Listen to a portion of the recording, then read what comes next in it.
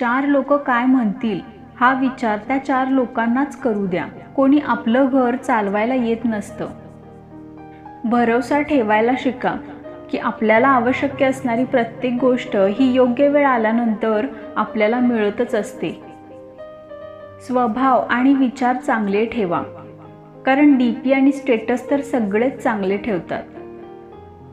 माणूस दोन्ही गोष्टींमध्ये लाचार आहे. दुःखापासून तो लांब पळू शकत नाही आणि सुख विकत घेऊ शकत नाही. चेहऱ्यावरून फक्त रंग कळतात. माणसं समजायला ती वाचावी लागतात.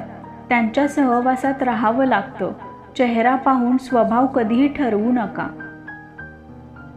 तुमचा संघर्ष फक्त तुम्हालाच करायचा आहे, कारण लोक फक्त अंतिम निकाल पाहतात, तुमचा संघर्ष नाही.